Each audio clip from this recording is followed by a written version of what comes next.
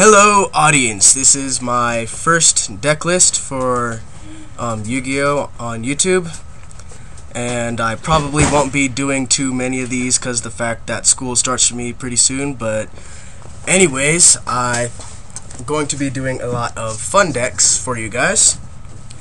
This one being a spirit deck, and I guess I'll get started. Alright, the first two cards are Asura Priest. The next two, Clock Resonator, Start Moving, Dark Dust Spirit, Fushi no Tori, and I've got 3 Inaba White Rabbit because of the fact that he can attack directly, and he tends to piss people off a lot, so why not? I've got, it's frozen again, Izanami, Maharagi, and he allows you to look at the top card of your deck, and that's before you draw. And if you don't like the card, you can put it at the bottom of your deck. You like the card, you can leave it at the top, and then you can draw it. Marshmallow, kind of a stall card, obviously. Sousa Soldier, because of the fact that he has 2000 attack, is the reason why he's in this deck. However, he only does half the battle damage that a normal monster would because of his effect. Yamato no Kami, because every time he attacks, that he can destroy one card in your opponent's backfield. It's pretty helpful for this deck. However, you have to banish a spirit monster in your graveyard to summon him. And those are all the monsters. Spells, we've got Card Destruction, which helps get some spirits into the grave for Yamato no whatever his name is. And it also allows you to draw a new hand if your hand sucks. Creature Swap, you'll see what that's for in a second. Double Summon, because without this deck is slow. And Mystic Box, this is what Creature Swap is for. You select one monster on each side of the field, you destroy the selected monster and shift control of your opponent's monster to you. So basically you add a spirit monster to your graveyard for this guy and get your opponent's and swap for your opponent's monster, destroy it, blah blah. Orb of Yasaka, I actually don't remember what that does.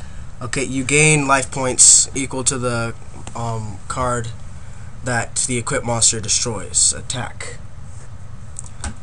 Then we've got the Fountain of Rebirth, or Spring of Rebirth rather, which allows you to gain 500 life points every time a monster is returned to the hand. Swords of Revealing Light, another stall card. Compulsory Evacuation Device, to return some cards to the hand, gain you some life points.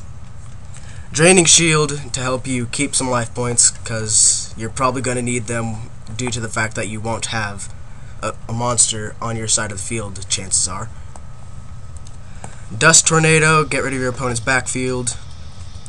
Metal Reflect Slime, that's stall. Spirit's Innovation, every time a spirit monster is returned to the hand, you get to select one monster on your opponent's side of the field, return it to the hand. However, you have to pay 500 life points. That is usually why you don't play it unless you have Spring of Rebirth on the field. Torrential Tribute, to destroy your opponent's field if you just really can't do anything else. And Widespread Dud, select 2 attack position monsters on your opponent's side of the field. When Widespread Dud is removed, destroy them both. And then in my side deck, we've got this guy who destroys all sets, I believe, spell and chop cards. This thing's freezing on me again. Yep. Then we've got this guy who, when he inflicts battle damage, unfreeze please. He can allow you to draw draw cards until you have 5 in your hand. You probably won't need him because you're going to be getting rid of cards during your end phase, most likely. And you've got the Great Long Nose. When he inflicts battle damage, your opponent is forced to skip their next battle phase, which is pretty helpful because it keeps your opponent from attacking you while you set up a field for this deck. And then we've got Ancient Sacred Wyvern. He allows you to gain his effect allows him to gain attack equal to the difference in your opponent's life points and your life points if your life points are higher. If not, then he loses attack equal to the difference. And then Stardust Dragon here, whose effect just is pretty obvious, allows you to negate destructive effects and destroy the card that creates that effect. Alright, well that is the end of my deck list. I started a couple times there, sorry about that. And I'm sorry about all the freezing. This computer is just really slow. But yeah, thank you for watching. Later on.